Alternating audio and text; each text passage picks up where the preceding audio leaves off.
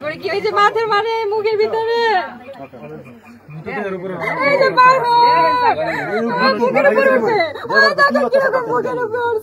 ফিলিস্তিনি যুদ্ধ চলে, ফিলিস্তিনি এরকম মারে না।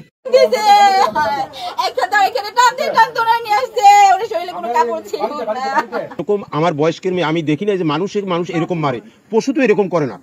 এই যে ধরেন ইতে যুদ্ধ, ফিলিস্তিনি যুদ্ধ চলে, ফিলিস্তিনি এরকম মারে না। এরকম মানুষ যে মানুষে মারে এরকম আমার জীবনে আমি দেখি না। আমি ডক্টর ইউনূসের কাছে এই সূক্ষ্ম বিচারটা চাই, যেন সে দ্রুতভাবে স্বচ্ছ বিচারটা করে। এই এতিমের মুহূর্তে চাই যেন এইরকম যেন কোনো মানুষ, এইরকম বাচ্চা যেন কোনো সময় আর এতিম হয় না। সমস্ত বাংলাদেশের মানুষের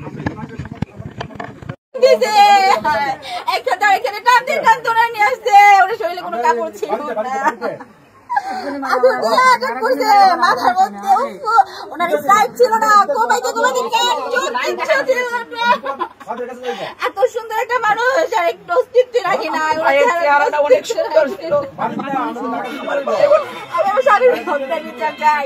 আমার সন্তানের যারা বাবারা করছে, আল্লাহ ওরা যদি এরকম ফাঁসি দেয়, ওরা যদি সন্তান বাবা চালায়,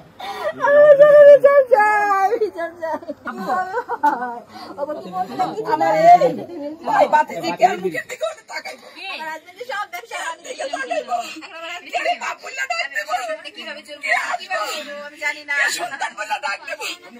আমার বাপ পাইতো না। আমার এই বার বাপকে আমার এই বার বাপকে আর মুখের দিকে তাকান।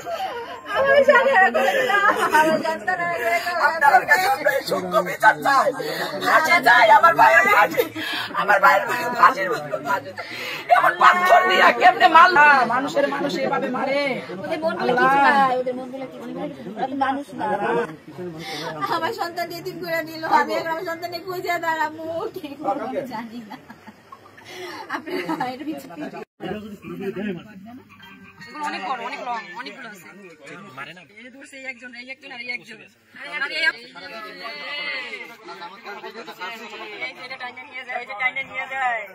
এবারে কি হয়েছে? মাথার মানে মুখের ভিতরে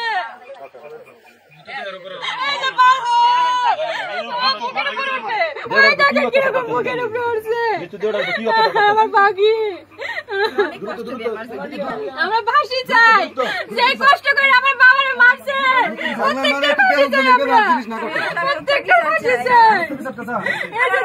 কিভাবে মারছে আমার পাখিরে, কিভাবে মারছে? আমরা যদি লিখিত অনুরোধ, আমার বাবা যদি সত্য দিচ্ছে, অনেক ভালো ছিল। ওনারা যদি কেউ বিয়ে দিতে না পারতো, গরিব অসহায়কে দান করতো, হসপিটালে নিচে গিয়ে যারা অপারেশন করতে না পারে তাদের অপারেশনের জন্য টাকা করতো। আমার বাবা অনেক ভালো মানুষ ছিল, অনেক ভালো মানুষ ছিল, অনেক ভালো মানুষ ছিল আমার মামা। আমার ভাই বোন এতিম করে দিয়েছে। এই ভাই এই বোন কার মুখের দিকে তাকাইবে? কার মুখের দিকে? আমার মামারে মহিলা অত্যাচার ভাবে কি নিকৃষ্ট ভাবে মারছে। আপনাদের কাছে আমার অনুরোধ এবং মাননীয় আইনমন্ত্রীর কাছে আমার বিনীত অনুরোধ, তিনি যেন সূক্ষ্ম বিচারটা পাইয়ে দেয় আমাদের। আমি আমার বাবার যারা হত্যা করছে আমি তাদের বিচার চাই, তাদের ফাঁসি চাই। আমাদের এতিম বানাইছে, আমরা এখন কোথায় যাবো? আমার বাবাকে এরকম নিষ্ঠুর ভাবে মারছে। আমার বাবার কোনো দোষ ছিল? আমার বাবার এই ব্যবসার জন্য মারা ফেলাইছে। আমার বাবার দোকানটা দেয় না জন্য আমার বাবা থেকে চাঁদা চাইছে। আমার বাবা বলছে আমি এত কষ্ট করে এই করছি আমার সন্তানের জন্য, আমি তোদের কেন দিব? সেই জন্য আমার বাবাকে এরকম নির্মম ভাবে হত্যা করছে। আমরা তাদের ফাঁসি চাই।